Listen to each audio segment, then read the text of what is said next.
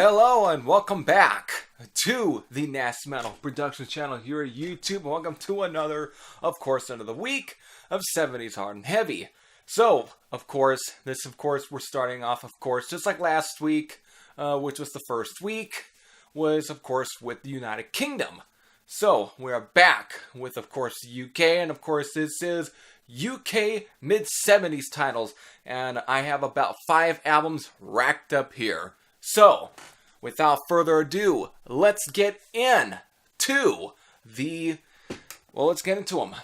Alright, so this first album up here, definitely one of my favorite 70s guitar players for sure, and definitely one that I grew up listening to quite a bit. That's, was Robin Trower, with his third full-length album, For Earth Below, released in 1975. Now, the first album, Twice Removed from Yesterday, is a great album. Have that one only on cassette, though. And, their second album, Bridge of Sighs. And, this album right here, which, is the third one. And when it comes to favorites from Robin Trower, there really isn't. Though I haven't listened to a lot of his albums as much past this album, but the first 3 albums are definitely essential. I would say heavy electric blues, but just a real electric sound when it comes to Robin Trower. It's not completely. It's not like ZZ Top. It's very more similar to like Jimi Hendrix in a very much, of being influenced, but it's a different sort of feel though in some ways. If anything, a little more expanding on that. Man, this album is definitely no exception, with songs such as Shame the Devil, which is one of my favorites off here, Confession Midnight, Alethea, Gonna Be More Suspicious, and even I love the bluesier tracks in there as well. Especially one of my favorites is the last track, which is the title track. Just all around, definitely a great companion to, Bridge of Sighs. Just a great album. And so with that, I'm going to stop talking in any ways and just get into, the sample so I can get into the next record. So with that, enjoy your sample. If you've never listened to him, I hope this does turn you on to Robin Trower.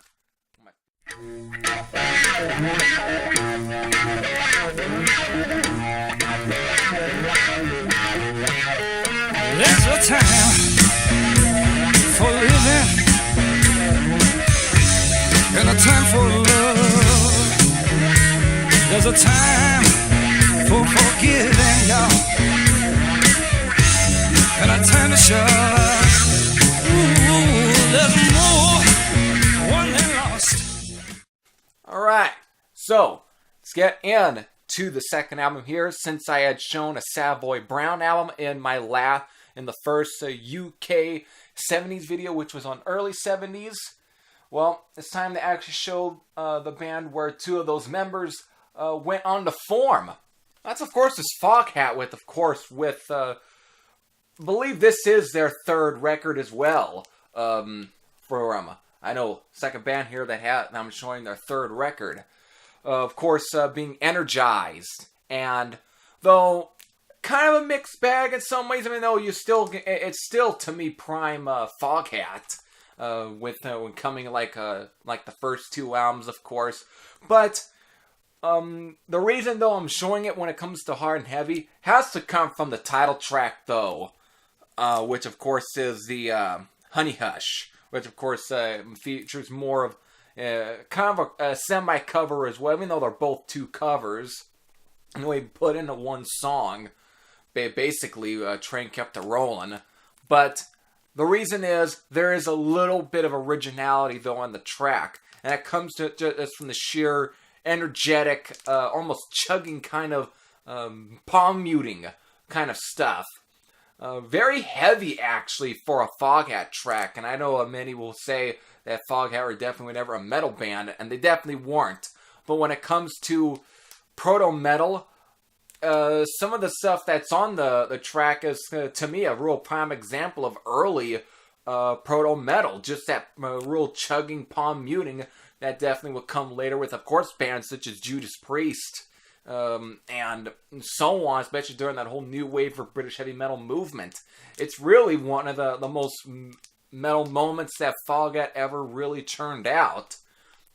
So, with that, there is other good songs on here, of course. I can't. Record's not in the best shape, but the last track, though, on side 2, I can't seem to because of, once again, it's one of those where the back cover and when it comes to track listing is all jumbled up and not being in the order that it's been put in. So with that, don't want to spend too much time. Just a good Foghat record, definitely. So with that, so I could get in the next time, sign the show. Well, just give you the sample and see what you think.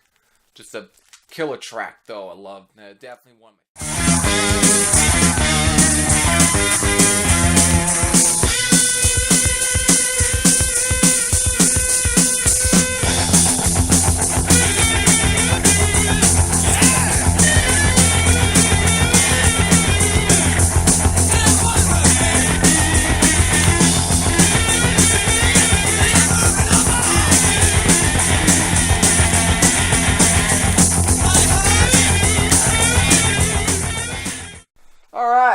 Finally, it's into the third record here, and while this band is not a British band, but they definitely were from a state or a country, though, that was under the Queen's wing.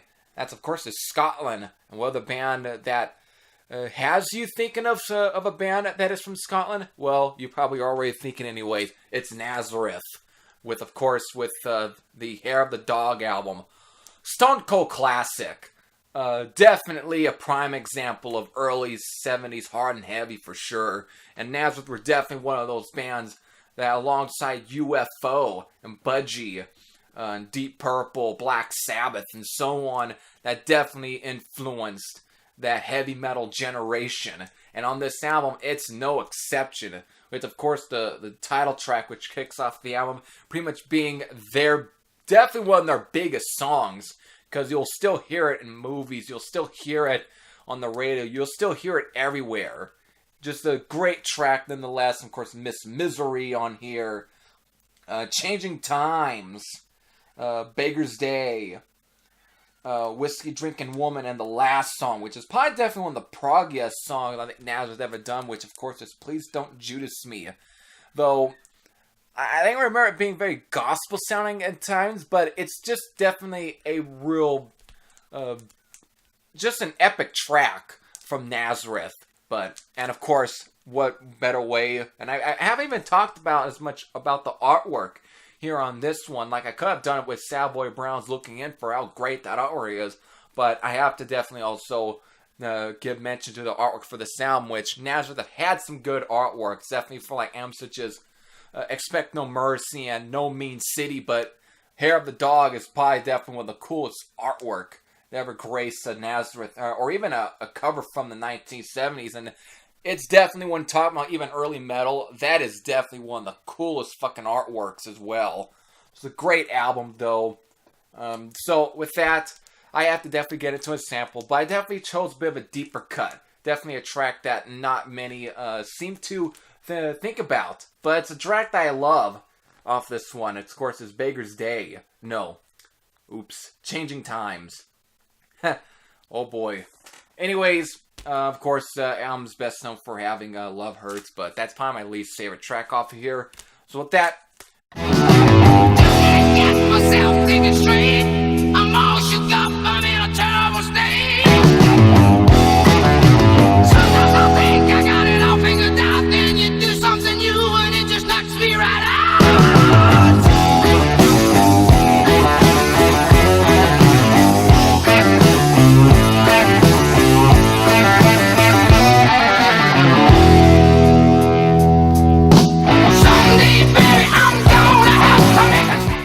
alright, let's get into the fourth album here, and the band I'm showing here is probably, when it comes to 70s metal, this is definitely a band, for sure, that embodies that 70s metal. Definitely one of the examples of what I look for. Definitely one of the biggest bands I'll show on here, and I have to. When you talk about mid-70s, and you want to talk about 70s hard and heavy, you want to talk about early 70s heavy metal, you cannot forget about this band at all. And given the lifespan that this band is still going on today, with, of course, the new album, of course, that dropped, which is the band that's showing right here, the band that I'm wearing on my t-shirt, you know what band it is. It's, of course, though, I'm showing their debut. Though, and not the album after this one, which is usually considered a classic, and it is a great album, but for me, when it comes to in line of the sound of some of this is definitely one that embodies that. That's, of course, is Rock'n'Rolla from none other than the mighty Judas Priest. And while technically not their most metallic moment, however, when it comes to me, when I was thinking about 70s hard and heavy, I was trying to more pick albums that really have more of a sound than to just really go with just straight up, yeah, this is just an early metal album. And instead of that, I just wanted to go with something that almost just kept up with the theme. And to me, Rock'n'Rolla actually has that bit of a theme. It's very much, if this album was probably released by any other band, a known band, it probably would have been considered more of a classic, since it's the most un-Judas Priest sound. It's something you would expect from bands such as Budgie or so. But it's a good album. I actually really have a real soft spot for Rock'n'Rolla. One for the Road, the title track Winter, which is probably the most, though not the first, Black Sabbath sounding tracks, because of course on the new album there at least is some Black Sabbath-y kind of tracks. But love that one. Cheater is a fucking great track. I love that one. Never Satisfied. And of course, Dying to Meet You just definitely features one of the heaviest moments, of course. When it comes to bands from or albums that was released in 1974, this still ends up being one of the heaviest sounds to be released in 1974. Even when you have as much as you did in that year, this still ends up being one of the heavier albums, surprisingly. And the thing is, Judas Priest, no matter what year, they somehow managed to make one of the heaviest albums. That's why Judas Priest are pretty much considered the real, true first heavy metal band, even though Black Sabbath will be considered. But when it comes to that heavy metal sound that everyone would kind of more recognize in the 1980s, they're the ones that pretty much kind of started it. They definitely were the ones that really took what was done being at the time and morphed it into what it did. So this album is more of an historical moment, definitely. You definitely can hear where it's morphing and how the band was really going to change the landscape of the whole genre. Whether or not it is not your favorite album, this is definitely one I think that really deserves quite a bit of mention on the 70s Hard and Heavy series for this month. So, it's a great album. I will definitely be putting in a sample, of course, and I know it's going to give me a copyright claim, but I don't fucking care. Anyways.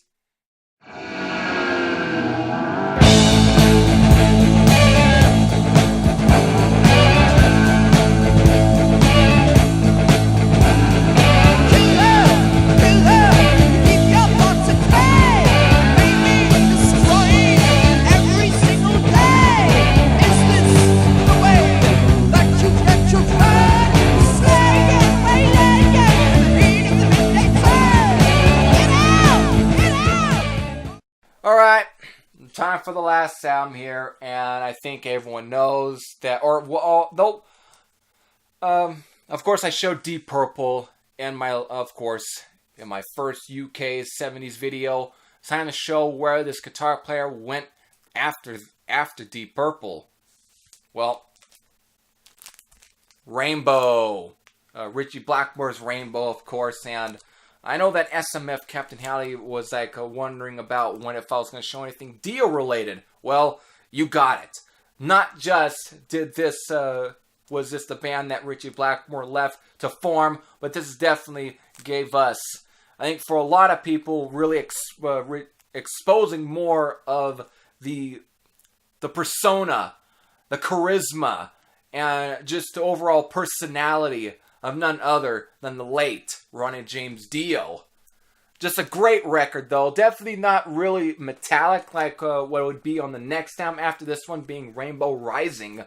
But there still is some great tracks on here. Man on the Silver Mountain, Self-Portrait, Black Sheep of the Family, which of course is a Quartermass cover, Snake Charmer, of course 16th Century Greensleeve is definitely one of my favorite songs off this album as well. It's definitely a little more closer to a kind of Deep Purple-ish here in the way, because you could kind of hear that transition from, of course, the albums like Burn or Stormbringer here and there, but you can also hear where things were going to go on the next album and forward. So, still, great album though, just definitely a solid debut album from that. So, to end off this video, just a great album, and I will be getting into a sample here to end things off. So until then, hope everyone enjoyed this video, and of course I'll be back here in 2 days here with another 70s hard and heavy video. So until then,